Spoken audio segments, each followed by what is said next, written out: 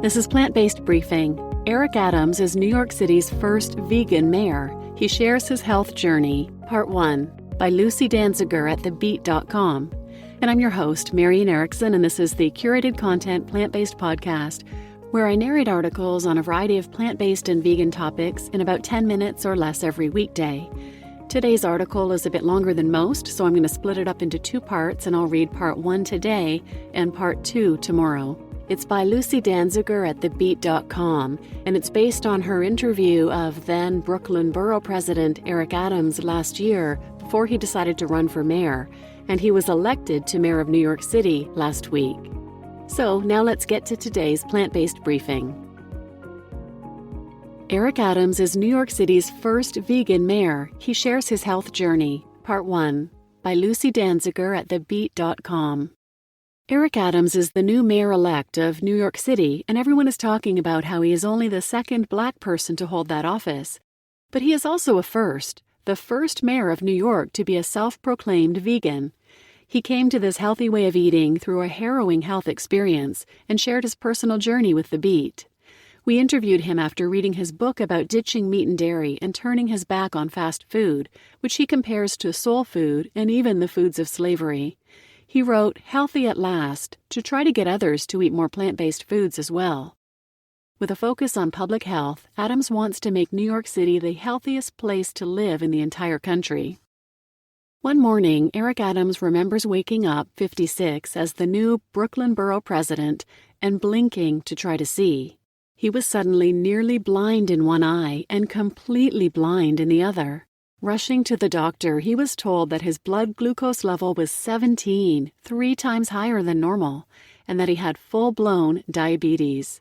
He was shocked since he was neither obese nor unhealthy-looking, but in the 22 years that he had spent as a police officer, he had indulged his love of soul food, fast food, and all things fried to comfort himself. His doctor put him on insulin and told him he would have to take medicine for the rest of his life. That began what would become an epic journey of research, health and diet information gathering, and self-healing that started and ended with a wholesale change in his diet. Along the way, Adams sparked his girlfriend and mother to both go plant-based, and his mother, also diabetic, got off her meds. Now he wants to spread the word to the rest of the world. Healthy at Last is an inspiring tale of how to change your life and help others do it too. Adams has been on a health journey from overweight and nearly blind and believing that, quote-unquote, sugar, type 2 diabetes, runs in his family, to changing his diet, going plant-based, learning to cook, and researching where this idea came from that soul food has to be part of one's identity as a Black American. He had been raised on fried chicken and chitlins, mac and cheese, fried fish, and collard greens soaked in oil and served with ham and pork ribs.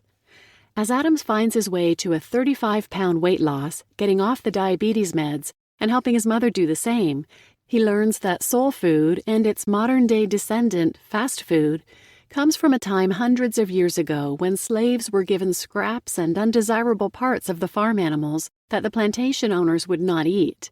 To survive, they learned to make these cast-offs into tasty dinners. What was once a means of survival, eating fried foods heavy in oil and unhealthy animal fat, today threatens the very survival and future of Black Americans who eat this Southern-style food, leading to diabetes, obesity, hypertension, heart disease, cancer, and other chronic health complications, which Adams himself knows too well.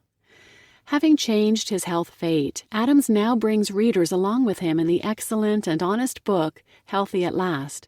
Adams, well known as the popular Brooklyn Borough President, past police officer, and the mayor-elect of New York, tells the story of how to change one's future fate by stepping off the treadmill of tradition and instead committing to plant-based eating.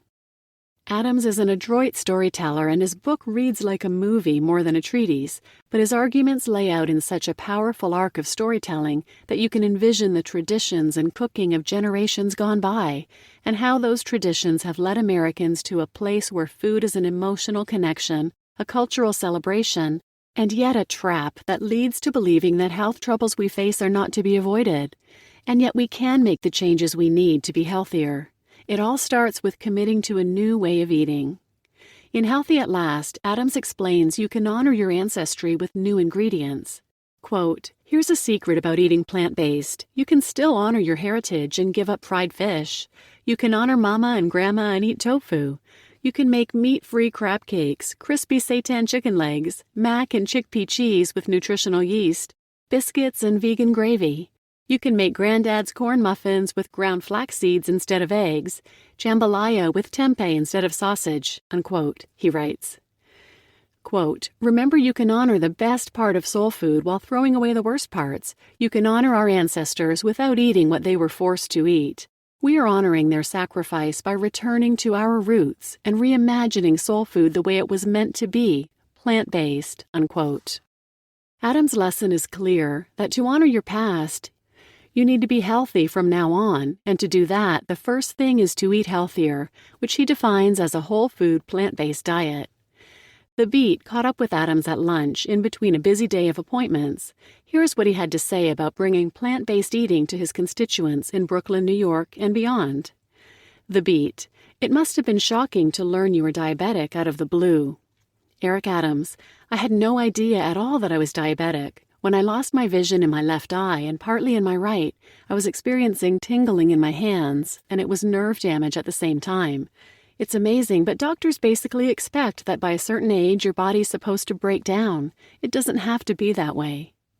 The Beet: "Was it hard to go plant-based? In the book you tell about how you were raised on soul food, loved fast food."